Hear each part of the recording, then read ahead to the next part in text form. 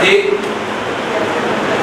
25 মে তাৰিখে আপোনাৰ আজি 26 মে তাৰিখে গুৱাহাটী প্ৰেছ ক্লাবত অসমৰ সংখ্যালঘু ৰাইজৰ অন্যতম জাতীয় সংগঠন সদৌ-বিদেশী সংখ্যালঘু ছাত্ৰ সন্থা ABMCৰ কেন্দ্ৰীয় সমিতি ততাতৈয়াকৈ আহ্বান কৰা এই সংবাদমেলখনত আপোনালোকে আহি উপস্থিত হোৱাৰ বাবে আমি ABMCৰ তৰফৰ পৰা আপোনালোক আটাইকে ধন্যবাদ আৰু কৃতজ্ঞতা জ্ঞাপন কৰিছোঁ।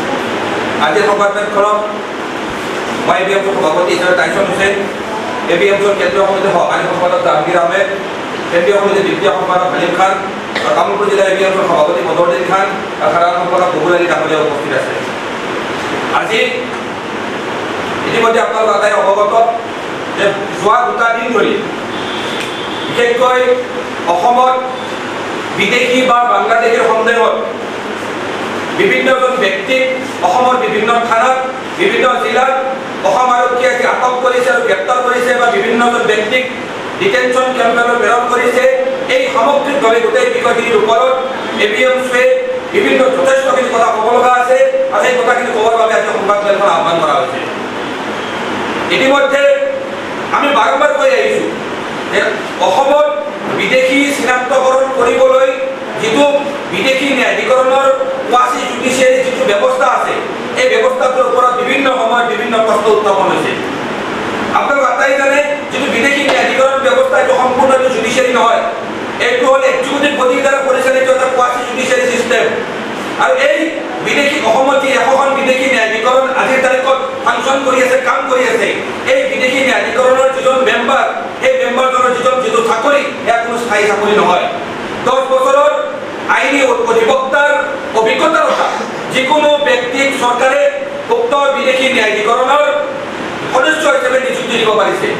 আৰু আপোনালোক আটাই জানে যে সমগ্ৰ অসমৰ বিদেশী ন্যায়াধিকৰণসমূহে বিগত সময়ছোৱাত দিয়া বিভিন্ন ৰায়দান পৰৱৰ্তী সময়ত মহামান্য গুৱাহাটী উচ্চ ন্যায়ালয় আৰু মহামান্য উচ্চতম ন্যায়ালয়ে খাৰিজ কৰিছে। আৰু আমি বাৰম্বাৰ কৈ আহিছোঁ যে বিদেশী ন্যায়াধিকৰণত সাধাৰণ নাম বয়সৰ কিছু তাৰতম্যৰ বাবে হাজাৰ হাজাৰ লাখ লাখ প্ৰকৃত ভাৰতীয় নাগৰিকক বিভিন্ন সময়ত বিদেশী হিচাপে ঘোষণা কৰি থকা হৈছে। আৰু ইয়াত বিভিন্ন সময়ত বিদেশী ন্যায়াধিকৰণৰ যিসমূহ সদস্য তেখেতসকলৰ পক্ষপাতত লিপ্ত হোৱাৰ অভিযোগ উত্থাপন হৈছে। 2016 চনত তেতিয়া সৰ্বানন্দ সোণোৱাল ডাঙৰীয়াই যেতিয়া মুখ্যমন্ত্ৰী দায়িত্ব লৈছিল তাৰ এটা বছৰ পিছতে আপোনালোকে নিশ্চয় জানে এই সময়ত ডাক টেলিগ্ৰাফ ৰাষ্ট্ৰীয় সংবাদ মাধ্যম ডাক টেলিগ্ৰাফত এটা বাতৰি সবিস্তাৰে প্ৰকাশ পাইছিল যে 19জন বিদেশী ন্যায়াধিকৰণৰ সদস্যক তেওঁলোকৰ চাকৰিৰ পৰা টাৰ্মিনেট কৰা হৈছিল। আৰু সেই সময়ত টেলিগ্ৰাফত বিতং বাতৰি প্ৰকাশ পাই কৈছিল যে এই যে 19জন বিদেশী ন্যায়াধিকৰণৰ সদস্যক তেওঁলোকৰ চাকৰিৰ পৰা বৰ্খাস্ত কৰা হৈছিল তাৰ কাৰণ হিচাপে কোৱা হৈছিল যে তেওঁলোকৰ পাৰফৰ্মেন্সটো ছেটিছফেক্টৰী নহয়। অৰ্থাৎ তেওঁলোকে যেনেকৈ বিদেশী ঘোষণা কৰিব লাগিছিল তেনেকৈ তেওঁলোকে বিদেশী ঘোষণা কৰিব পৰা নাছিল। এই সময়ত দেশৰ আগশাৰীৰ এজন সাংবাদিকে উক্ত টাৰ্মিনেট হোৱা সদস্যসকলৰ যি ইণ্টাৰভিউ লৈছিল সেই ইণ্টাৰভিউ কৈছিল যে আমাক যেনেকৈ বিদেশী ঘোষণা কৰিবলৈ চৰকাৰে বান্ধি দিছিল সংখ্যা, এই সংখ্যা অনুসৰি তেওঁলোকে বিদেশী ঘোষণা কৰিব পৰা নাছিল। আচলতে আমি বাৰম্বাৰ কৈ আহিছোঁ যিহেতু অসমত বিদেশী ন্যায়াধিকৰণসমূহ ফৰেইনাৰ্ছ অৰ্ডাৰ 1964 অনুসৰি ফৰেইনাৰ্ছ এক্ট 1946 অনুসৰি প্ৰতিষ্ঠা হৈছে। আৰু ফৰেইনাৰ্ছ এক্ট 1946ৰ ছেকশ্যন 9ত যিটো বাৰ্ডেন অফ প্ৰুফটোৰ সম্পূৰ্ণভাৱে অসম আৰক্ষীয়ে অপব্যৱহাৰ কৰি অসম আৰক্ষীৰ সীমান্ত বিভাগে অপব্যৱহাৰ কৰি আজি হাজাৰ হাজাৰ ফৰেইনাৰ্ছ ট্ৰিব্যুনেললৈ কেছ ৰিফাৰেঞ্চ হিচাপে পঠাই থকা হৈছে। যি সময়ত মুছলিম মণ্ডল ভাৰ্চেছ ষ্টেট অফ আছাম 2019 চনত যিটো WPC হৈছিলে যি গোচৰ হৈছিলে সেই গোচৰত মহামান্য গুৱাহাটী উচ্চ ন্যায়ালয়ে এটা ৰায়দান দি বিদেশী ন্যায়াধিকৰণ আৰু অসম আৰক্ষীৰ বৰ্ডাৰ কৰিছে কেনেকৈ একোটা কেছ বিদেশী ন্যায়াধিকৰণলৈ ৰিফাৰ কৰিব তাৰ ওপৰত স্পষ্টকৈ নিৰ্দেশনা দি থৈছিল। সেই ৰায়দানটোত কোৱা হৈছিল যে ফেয়াৰ ইনভেষ্টিগেশ্যন আৰু ফেয়াৰ ট্ৰায়েল এজন মানুহৰ ফাণ্ডামেণ্টেল ৰাইট, মৌলিক অধিকাৰ। যদি এটা ফেয়াৰ ট্ৰায়েল হ'ব লাগে বিদেশী ন্যায়াধিকৰণৰ ব্যক্তিজন ভাৰতীয় নে বিদেশী তাৰ ওপৰত এটা ফেয়াৰ ভাল এটা শুনানি হ'ব লাগে, তেনেহ'লে এটা ফেয়াৰ ইনভেষ্টিগেশ্যন নেচেচাৰী। কিন্তু আমি দেখিবলৈ পাইছোঁ যে কেতিয়াও সীমান্ত আৰক্ষীয়ে কোনো যিসমূহ ব্যক্তিৰ নামত আজিৰ তাৰিখত বিদেশী ন্যায়াধিকৰণৰ গোচৰ চলি আছে বা যিবিলাক মানুহক বিদেশী বুলি ঘোষণা কৰা হৈছে সেই মানুহবিলাকৰ ঘৰত গৈ কেতিয়াও কোনো ধৰণৰ তদন্ত কৰা নাই। বন্ধ কোঠাৰ ভিতৰত ৰেণ্ডমলি ভোটাৰ তালিকাৰ পৰা একমাত্ৰ বিভিন্ন ধাৰ্মিক বা সামাজিক আইডেণ্টিটিৰ ওপৰত নিৰ্ভৰ কৰি সেই ব্যক্তিসকলক পাইকাৰী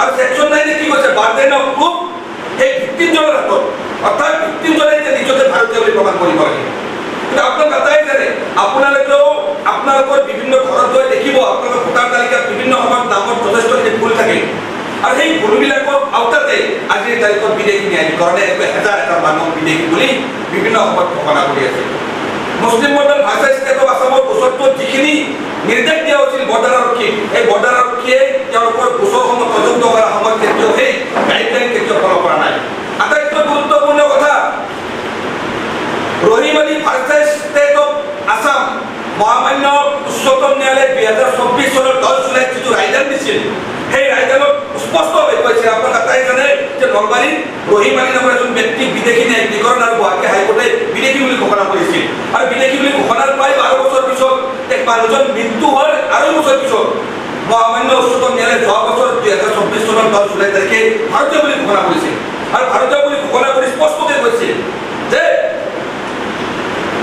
বৰ্ডাৰ পুলিচে অৰ্থাৎ কোনো এটা এক্সিকিউটিভ বডিয়ে বৰ্ডাৰ পুলিচে কোনো এজন ব্যক্তিক সন্দেহ কৰিয়ে সেইজন ব্যক্তিৰ ঘৰত গৈ দৰ্জাত টুকুৰিয়াব নোৱাৰে যে আপোনাক আমি বিদেশী বুলি সন্দেহ কৰিছোঁ সেই মানুহজনক বিদেশী বুলি সন্দেহ কৰিবলৈ অসম আৰক্ষীৰ বৰ্ডাৰ শাখাৰ হাতত বা অসম আৰক্ষীৰ হাতত যাৱতীয় প্ৰামাণিক তথ্য পাতি থাকিব লাগিব কিন্তু বিদেশী বুলি কোৱাৰ আগে আগে সেই মানুহজন যে বিদেশী হয় তেওঁলোকৰ বিৰুদ্ধে যি তথ্য পাতি পোৱা গৈছে সেই তথ্য পাতিৰ এটা কপি সেই মানুহজনৰ হাতত দিব লাগিব আৰু আপোনালোক এটাই জানে যে এনেকুৱা ধৰণৰ ছাপৰ্টিভ যদি এভিডেন্স নাথাকে অৰ্থাৎ মানুহজনক বিদেশী হিচাপে সন্দেহ কৰিবলৈ যদি ছাপৰ্টিভ এভিডেন্স নাথাকে তেতিয়াহ'লে সেইজন মানুহক কোনো কাৰণতে বিদেশী বুলি অসম আৰক্ষীৰ সীমান্ত শাখাই বৰ্ডাৰ পুলিচে কেতিয়াও সন্দেহ কৰিব নোৱাৰিব মহামান্য উচ্চতম ন্যায়ালয়ে কৈছে মহামান্য উচ্চতম ন্যায়ালয়ে Rahim Ali versus state of আছামৰ গোচৰত 2024 চনত ৰায়দান কৈছে যে এইখন ভাৰতবৰ্ষত ভাষাৰ বৈচিত্ৰতা আছে ডাইভাৰ্চিটি অফ লেংগুৱেজৰ কথা কৈছে ইয়াত নামৰ বানানত আকাৰ ইকাৰ বিভিন্ন ভুল থকাটো স্বাভাৱিক এইখিনি সুপ্ৰিম কোৰ্টে স্বীকাৰ কৰিছে আৰু এই নামৰ ভুলৰ বাবে কাৰোবাক বিদেশী বুলি সন্দেহ কৰিব নোৱাৰিব আজি দুটা দিন পূৰ্বে গুৱাহাটী আৰক্ষীয়ে গুৱাহাটীৰ বিভিন্ন স্থানত অতৰ্কিতে নিশা ভাগত অভিযান চলায় সাধাৰণ খাতি খোৱা মানুহক একমাত্ৰ মুছলিম আইডেণ্টিটিৰ বাবে তেওঁলোকক বিভিন্ন ঠাইৰ পৰা ধৰি আনি যোৱা দুটা দিন গুৱাহাটীৰ থানাই পুলিচ চাউনীয়ে যে ঘূৰাই লৈ কৰিলে তেওঁলোকৰ নথিপত্ৰ পৰীক্ষা কৰিলে এই কামটোৰ দ্বাৰা গুৱাহাটী আৰক্ষীয়ে Rahim Ali versus state of আছামৰ 2024 চনত মহামান্য উচ্চতম ন্যায়ালয়ে যি ৰায়দান দিছিল সেই ৰায়দানৰ চূড়ান্তভাৱে অৱমাননা গুৱাহাটী আৰক্ষীয়ে কৰিছে গুৱাহাটী আৰক্ষীয়ে এই যিখিনি ঘটনা ৰেণ্ডমলি মানুহক পাইকাৰী আৰু ধৰি লৈ আহি কাম কৰি খাতি খোৱা মানুহক ধৰি লৈ আহি আজি শ্ৰীমন্তপুৰতে হওক গুৱাহাটী পুলিচ হিচাপতে হওক লতাশিল থানাতে হওক থানাই ঘূৰাই লৈ ফুৰিলে এয়া totally against natural justice this is totally against article 21 of the constitution of India এইবিলাক ধৰণৰ প্ৰক্ৰিয়াত মহামান্য উচ্চতম ন্যায়ালয়ে Rahim Ali versus union of আছামৰ গোচৰত সম্পূৰ্ণভাৱে আৰক্ষীক বাধা প্ৰদান কৰি দিছে আৰু আমি স্পষ্টকৈ কৈছোঁ যে এই যে যিখিনি মানুহক আমি গুৱাহাটী আৰক্ষীক প্ৰশ্ন কৰিছোঁ আমি অসম চৰকাৰক প্ৰশ্ন কৰিছোঁ অসম আৰক্ষীৰ সীমান্ত শাখাক প্ৰশ্ন কৰিছোঁ গুৱাহাটীত যে প্ৰায় 3 শতাধিক ব্যক্তিক কালি গোটেই দিনটো বাতৰি সম্প্ৰচাৰ হৈছে এই যে 3 শতাধিক ব্যক্তিক আপোনালোকে বিদেশী সন্দেহত আটক কৰি আনিলে হেণ্ডকাফ লগালে আপোনালোকে সেইখিনি মানুহক সন্দেহ আপোনালোকে কিয় কৰিছে এজন মানুহক সন্দেহযুক্ত বুলি কিয় কৈছে because of their Muslim identity এইটোৱেইটো হয় তেওঁলোক দৰিদ্ৰ মানুহ তেওঁলোকৰ মুছলিম আইডেণ্টিটি সেইকাৰণে আপোনালোকে সেইখিনি মানুহক ধৰি বান্ধি আনি আজি বিদেশী বুলি আপোনালোকে দুদিন ধৰি অত্যাচাৰ কৰালে হাৰাশাস্তি কৰিলে আৰু এতিয়া শেষত আপোনালোকে জামিন দিবলৈ বাধ্য হৈছে মাত্ৰ কেইজন মানে ৰাখি দিছে আপোনালোকে এইখিনি নিউজ কৰিব আপোনালোকে যাই তথ্য লওক এই 300ৰ ভিতৰত কিমানজন মানুহ গুৱাহাটী আৰক্ষীৰ বৰ্ডাৰ বিভাগে স্বদেশী বুলি পাৰে আৰু কিমানজন বিদেশী বুলি হ'ব পাৰে এটা সাধাৰণ লজিক যদি কোনোবা এজন ব্যক্তিক আজি বাংলাদেশী বুলি বিদেশী ন্যায়াধিকৰণে ৰায় দিছে বা আৰক্ষী গ্ৰেপ্তাৰ কৰি আনিছে সেই একে বাংলাদেশীজনৰ স্বদেশী আত্মীয় স্বদেশী পিতৃ মাতৃয়ে কেনেকৈ থানাৰ বাহিৰত গৈ প্ৰতিবাদ কৰিব পাৰিছে এটা সাধাৰণ লজিক সেয়েহে আমি বাৰম্বাৰ কৈ আহিছোঁ যে অসম আৰক্ষীৰ সীমান্ত শাখাই ফৰেনাৰ্ছ এক্ট 1946ৰ সেকশন 9 যি বাৰ্ডেন অফ প্ৰুফ ভিক্টিমৰ হাতত থাকে তাৰ সম্পূৰ্ণ অপব্যৱহাৰ কৰি আজি বিদেশী ন্যায়াধিকৰণলৈকে লাখ লাখ ৰেফাৰেঞ্চ গোচৰ পঠিয়াইছে আৰু বিদেশী ন্যায়াধিকৰণৰ গোচৰসমূহ প্ৰেৰণ কৰাৰ আগতে মুছলিম মণ্ডল ভাৰ্চেছ ষ্টেট অফ আছামৰ যিটো গাইডলাইন অৰ্থাৎ যিখন ডিষ্ট্ৰিক্টত সেই গোচৰ ৰুজু হৈছে সেইখন ডিষ্ট্ৰিক্টৰ যিটো কনচাৰ্ণ বৰ্ডাৰ পুলিচৰ এছপি সেইজনেও সম্পূৰ্ণ মেকানিকেলি এক কৰি কোনো ধৰণৰ তথ্য পাতি পৰীক্ষা নকৰাকৈ গোচৰসমূহ বিদেশী ন্যায়াধিকৰণত প্ৰেৰণ কৰিছে আৰু পাইকাৰী হাৰত অসমত বিদেশী ঘোষণা কৰি থকা হৈছে। আমি স্পষ্টকৈ কৈছোঁ APMC আমি স্পষ্টকৈ কৈছোঁ অসমত এজনো বিদেশী থাকিব নালাগে। যিসমূহ ব্যক্তিক আজি বিদেশী বুলি বাংলাদেশী বুলি অসম চৰকাৰে গ্ৰেপ্তাৰ কৰিছে ডিটেনশ্যন কেম্পত বন্দী কৰি ৰাখিছে সেইসমূহ ব্যক্তি যদি বাংলাদেশী হয় বাংলাদেশলৈ ৰিপৰ্ট কৰক। আজি ভাৰতে বিশ্বগুৰু বুলি নিজকে কয় বাংলাদেশক কিয় বাধ্য কৰাব পৰা নাই নিজৰ দেশৰ নাগৰিকসকলক তেওঁলোকে সমজি ল'বলৈ? বাংলাদেশী কিয় আমি ইয়াত ভাত পানী খুৱাই ৰাখিছোঁ সেই প্ৰশ্ন আমি উত্থাপন কৰিছোঁ। আজি বিজেপি চৰকাৰ অহাৰ পিছত কেইজন বাংলাদেশীক ৰিপৰ্ট কৰিলে? আমি ক'বলৈ বাধ্য হৈছোঁ বিশ্বৰ ভিতৰতে সৰ্ববৃহৎ ধৰ্মনিৰপেক্ষ গণতান্ত্ৰিক সমাজতান্ত্ৰিক কল্যাণকামী দেশ ভাৰতবৰ্ষত আজি নিজৰ দেশৰ নাগৰিককে একমাত্ৰ ৰিলিজিয়াছ আইডেণ্টিটিৰ বাবে বিজেপি নেতৃত্বাধীন চৰকাৰখনে নিজৰ দেশতে বিদেশী সজাই ডিটেনশ্যন চেণ্টাৰ তিল তিলকৈ মৃত্যুলৈ ঠেলিছে। আজি কিছুদিন আগতে বোজাই এজন ব্যক্তি যেতিয়া ডিটেনশ্যন চেণ্টাৰত মৃত্যু হ'ল তেওঁৰ মৃতদেহ বোজাই তেওঁৰ নিজৰ পৰিয়ালক কটাই দিবলৈ চৰকাৰ কিয় গ'ল সেই প্ৰশ্ন আমি উত্থাপন কৰিছোঁ। যদি তেওঁ ডিটেনশ্যন চেণ্টাৰত বিদেশী হিচাপে জীয়াই আছিল ডিটেনশ্যন চেণ্টাৰত মৃত্যু হৈছে তেন্তে তেওঁৰ পৰিয়াল সজাই কেনেকৈ থাকিল সেই প্ৰশ্ন আমি উত্থাপন কৰিছোঁ। এয়া সম্পূৰ্ণভাৱে বিদেশী বিদেশী বিদেশী এই ইছ্যুটো লৈ আজি অসমত প্ৰায় 50টা বছৰ ৰাজনীতি চলিল আৰু এই ৰাজনীতি আয়োজিত 500 বছৰ জীয়াই ৰাখিবলৈ আজিৰ তাৰিখত চৰকাৰে সম্পূৰ্ণ হঠকাৰিতাৰে উদ্দেশ্যপ্ৰণোদিতভাৱে ৰাজনৈতিকভাৱে ষড়যন্ত্ৰ কৰি আকৌ এবাৰ বিদেশীৰ নামত অসমৰ হাতী হোৱা মুছলমান সাধাৰণ দৰিদ্ৰ শ্ৰেণীৰ জনগণক লক্ষ্য কৰি লৈছে আৰু পাইকাৰী হাৰত বিভিন্ন জিলাই জিলাই গ্ৰেপ্তাৰ কৰি আজি ডিটেনশ্যন চেণ্টাৰলৈ পঠিয়াব খুজিছে বা থানালৈ মাতি আনি আনি হাৰাশাস্তি কৰিছে। এনেকুৱা ধৰণৰ ঘটনা আমি স্পষ্টকৈ কৈছোঁ কোনো কাৰণতে মানি লোৱা নহ'ব। APMC তথা অসমৰ ধৰ্মনিৰপেক্ষ গণতন্ত্ৰ বিশ্বাসী ৰাইজে আমি স্পষ্টকৈ এই ঘটনাৰ বিৰোধিতা কৰিছোঁ। আমি প্ৰশ্ন কৰিছোঁ যে যিসমূহ ব্যক্তিক গুৱাহাটীত গ্ৰেপ্তাৰ কৰা হ'ল আটক কৰা হ'ল তেওঁলোকক কোনটো গ্ৰাউণ্ডৰ ওপৰত তেওঁলোকক সন্দেহ কৰিছে? কোনটো গ্ৰাউণ্ডত তেওঁলোকক সন্দেহ কৰা হৈছে যে তেওঁলোক বিদেশী তেওঁলোক বাংলাদেশী? এটাই কাৰণ আমি বিচাৰি পাইছোঁ তেওঁলোকৰ মুছলমান আইডেণ্টিটি মুছলমান পৰিচয় আৰু এয়া সম্পূৰ্ণভাৱে দেশৰ নাগৰিকৰ আৰ্টিকেল 21 গ্যাৰাণ্টেড কনষ্টিটিউচন ৰাইটছৰ বিৰোধিতা বা ভায়োলেশ্যন। আমি স্পষ্টকৈ কৈছোঁ NRCত আমি 100% সহযোগ কৰিছিলোঁ। NRCত আমি 100% সহযোগ কৰিছিলোঁ। 2018 চনত যেতিয়া NRC ড্ৰাফ্ট ওলাইছিল য'ত প্ৰায় 40 লাখ মানুহৰ নাম বাদ পৰিছিল তেতিয়া বিভিন্ন সংগঠন বিভিন্ন ব্যক্তিয়ে ফূৰ্তি কৰিছিল যে অসমত 40 লাখ বাংলাদেশী ওলাল। 2019 চনৰ 31 আগষ্টত যেতিয়া NRC চূড়ান্ত তালিকা প্ৰকাশ পালে তেতিয়া 19 লাখ মানুহৰ নাম বাদ পৰি তেতিয়া একাংশ ব্যক্তিয়ে কোৱা আৰম্ভ কৰিলে যে NRC বাংলাদেশীৰ নাম বিদেশীৰ নাম অন্তৰ্ভুক্ত হৈছে। যদি বিদেশীৰ নাম অন্তৰ্ভুক্ত হৈছে বুলি আপোনালোকে জানে যেতিয়া NRC 2018 চনত ড্ৰাফ্ট ওলাইছিল সেই ড্ৰাফ্টত যদি বিদেশীৰ নাম সোমাইছিল তেতিয়া তাৰপিছত ক্লেইম এণ্ড অবজেকশ্যনৰ দৰে এটা ব্যৱস্থা NRC আছিল। এটা ৰাতিৰ ভিতৰত অসমত কেইটামান ছাত্ৰ সংগঠনৰ নেতৃত্বত কেইবাৰ লাখ আপত্তি দাখিল কৰা হৈছিল অবজেকশ্যন দাখিল কৰা হৈছিল। আমি জড়িত আছিলোঁ NRCত প্ৰথমৰ পৰা শেষলৈকে জড়িত আছিলোঁ। যেতিয়া NRCত হকে বিহকে কোনোবা ফ্ৰীডম ফাইটাৰ কোনোবা শিক্ষক কোনোবা অফিচাৰৰ নামত যেতিয়া অবজেকশ্যন দাখিল কৰা হ'ল আমি এই শুনানিখন নিজে গৈ উপস্থিত হৈছিলোঁ তেতিয়া দেখিবলৈ পাইছিলোঁ সেই সকলো ভুৱা আপত্তি আছিল। ৰেণ্ডমলি মানুহৰ নাম টাৰ্গেট কৰি লৈ তাত অসম আন্দোলনত জড়িত থকা ব্যক্তিৰ নামতো তাত অবজেকশ্যন দাখিল কৰা হৈছিল আৰু তেতিয়াৰ পৰা আমি স্পষ্টকৈ এটা কথা গম পালোঁ যে NRC বুলি যিটো বিষয় চলিছে যে লাখ লাখ বাংলাদেশী ওলাব এক সম্পূৰ্ণ মিছা কথা। NRC সম্পূৰ্ণ এটা ট্ৰেন্সপাৰেণ্ট ব্যৱস্থা আছিল তাত কাগজৰ খেল আছিল। NRCত কেতিয়াও কোনোবা ব্যক্তি ডকুমেণ্টছ নাথাকিলে তেওঁৰ নাম প্ৰকাশ কৰা তাত সন্নিৱিষ্ট অসম্ভৱ। কিন্তু ডকুমেণ্টছ থকা ব্যক্তিৰ নাম NRCৰ পৰা বাদ কৰিব পাৰে। যি 19 লাখ মানুহৰ নাম বাদ পৰিছে তাতো বেছিভাগ মানুহ ভাৰতীয় হয়। আমি স্পষ্টকৈ অন ৰেকৰ্ড আমি ইয়াৰ পৰা কৈছোঁ। আজি বিদেশী ন্যায়াধিকৰণৰ যিটো ব্যৱস্থা আজি যেনেকৈ শ শ মানুহক গ্ৰেপ্তাৰ কৰি ডিটেনশ্যন চেণ্টাৰলৈ পঠিয়াই আছে হকে বিহকে হৰ্ষ মাণ্ডাৰে ভাৰতৰ আগশাৰী মানৱ অধিকাৰ কৰ্মী হৰ্ষ মাণ্ডাৰে সুপ্ৰিম কোৰ্টত যি গোচৰ ৰুজু কৰিছিল ডিটেনশ্যন চেণ্টাৰৰ যিখিনি গ্ৰহণ কৰি দুখ লগা ব্যৱস্থাৰ বিৰুদ্ধে এই সময়ত সুপ্ৰিম কোৰ্টে ৰায় দিছিল যে 3 বছৰ ডিটেনশ্যন চেণ্টাৰ থকাৰ পিছত জামিন লাভ কৰিব। সেই গোচৰলৈকে জামিন পোৱা বিভিন্নজন ব্যক্তিক আকৌ এই বৰ্ডাৰ পুলিচে আকৌ যোৱা দুদিনত এৰেষ্ট কৰি আকৌ ডিটেনশ্যন চেণ্টাৰলৈ পঠিয়াইছে। তেওঁলোকক ৰুল দিয়া হৈছে যে তেওঁলোকে সপ্তাহে সপ্তাহে নিজৰ সংশ্লিষ্ট থানাত হাজিৰ হ'ব লাগিব। সেইসকল ব্যক্তি প্ৰতি সপ্তাহে নিজৰ নিজৰ সংশ্লিষ্ট থানাত হাজিৰ হৈ আছিল। তাৰ পিছতো সেইসকল ব্যক্তিক আজি ধৰি নি আকৌ জেলত ভৰাই ৰখা হৈছে। কিয় এই অন্যায় কিয় হৈছে?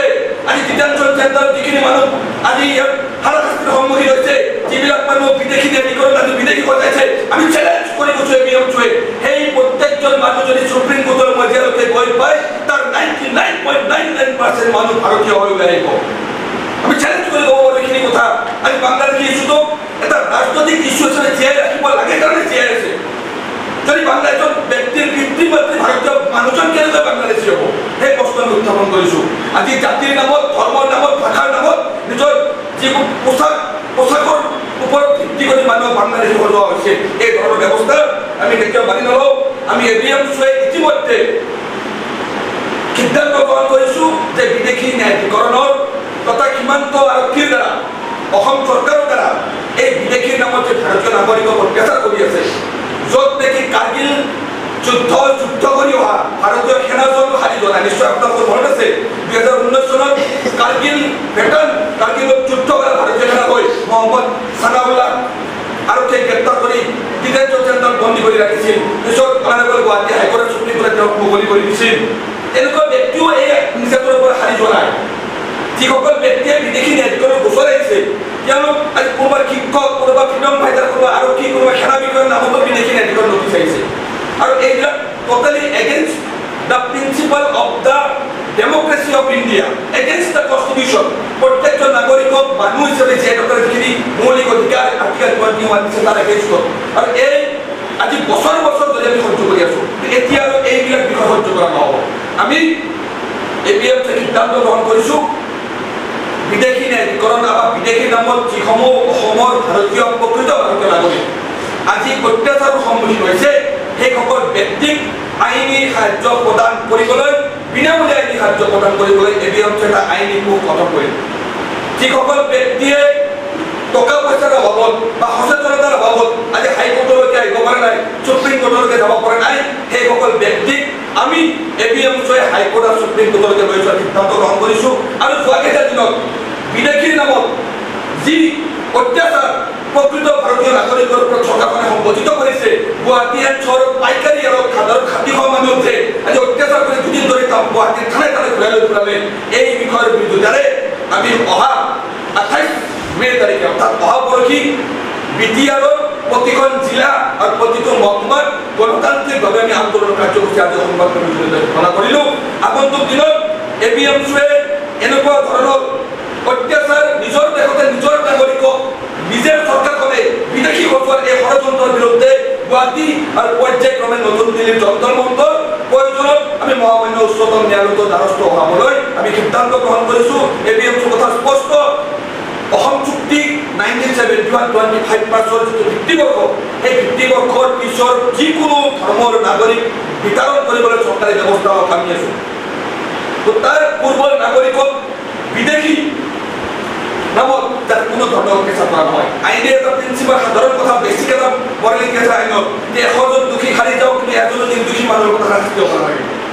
কিন্তু আজি এজন বিদেশী বিচাৰিবলৈ লাখ লাখ মুছলমানৰ ওপৰত অত্যাচাৰ হৈছে।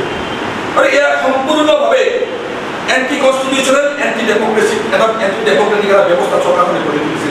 আজি বিভিন্ন সংগঠনে, আজি অসমৰ বিভিন্ন সংগঠনৰ সন্মানীয় নেতৃত্বই কৈছে যে নামনি অসম সকলো বাংলাদেশী ভৰি পৰিছে। উজনি অসমৰ পৰা বিভিন্ন সময়ত বিভিন্ন নেতৃত্বই কৈছে যে বাংলাদেশী থাকিবলৈ দিয়া নহ'ব। আজি সমগ্ৰ অসমৰ সংখ্যালঘু ৰাইজক প্ৰতিনিধিত্ব কৰা এটা জাতীয় সংগঠন এবিএমছুৱে গুৱাহাটী প্ৰেছ ক্লাবত সেইসকল সংগঠনৰ নেতৃত্বক আহ্বান জনাইছোঁ যে আপোনালোকে আজি উজনি অসমত বহি নামনি অসমৰ যিখিনি ব্যক্তি আজি বাংলাদেশী বুলি আপোনালোকে প্ৰচাৰ কৰিছে বা ভাবি আছে, আপোনালোকক আমি এবিএমছুৱে আহ্বান জনাইছোঁ আপোনালোক অসমৰ নামনি অসমলৈকে আহক। আপোনালোকে ৰেণ্ডমলি যিকোনো গাঁও এখন চিলেক্ট কৰি দিয়ক, ধুবুৰী হওক, কোকৰাঝাৰৰ হওক, বৰপেটাৰ হওক, যিকোনো এখন গাঁও চিলেক্ট কৰি দিয়ক। সেইখন গাঁৱলৈকে আমি এবিএমছুৱে আমাৰ খৰচত লৈ যাম থকা হোৱা গোটেইখিনি আপোনালোকে আমাৰ প্ৰেজেন্সত অনুসন্ধান কৰিব, নিজাভাৱে অনুসন্ধান কৰিব।